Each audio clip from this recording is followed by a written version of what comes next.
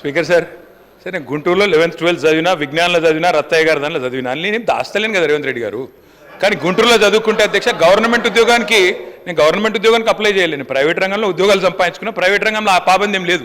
Government రంగంలో 610 GO, private రంగంలో 610 GO వర్తించదు రేవంత్ రెడ్డి గారు. దయచేసి ఇక ఆ పర్సనల్ విషయాలకు నేను పోలే. కానీ అధ్యక్ష నేను ఒకటి చెప్తా ఉన్నా అధ్యక్ష, వారికి సూరత్ విషయం చెప్పారు.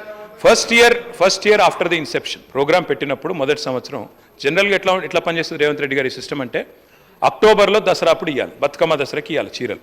అక్టోబర్లో ఇవ్వాలంటే ఆర్డరు దాదాపు 7-8 నెలలు 9 నెలల ముందు ఇవ్వాలి. అట్లయితేనే ఆడ ఉన్న లూమ్స్ అన్నింటినీ కూడా ఫంక్షనల్ చేపియాలి, వాళ్ళను నడిపియాలి. ఎందుకంటే ఆ చీర తయారు చేయాలంటే డిజైన్లు అన్ని టైం పడుతుంది.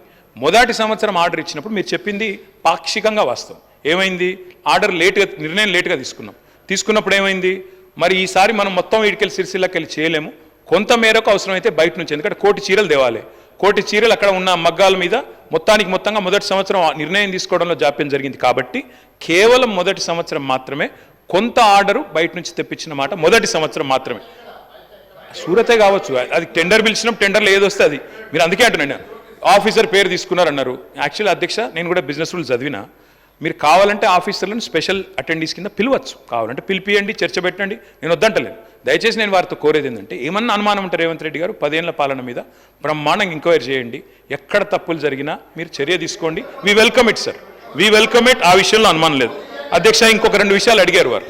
ఎంఎంటీఎస్ అడిగారు, ఎంఎంటీఎస్ ఎయిర్పోర్టు ఉమ్దానగర్ గురించి అడిగారు.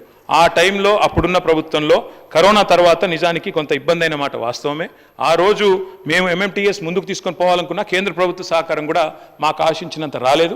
ఇప్పుడు మీరెట్లయితే వివక్షాన్ని ఒలిపెడుతున్నారో మేము కూడా గట్లే పెట్టినాం. ఈ రోజు మీకు తత్వం బోధపడ్డది మాకు అప్పుడే అర్థమైంది.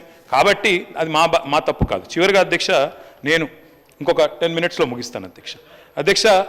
నేను ఇంకొక మాట అధ్యక్ష, నిన్న మొన్న నేను పవర్ డిమాండ్ కూడా చర్చ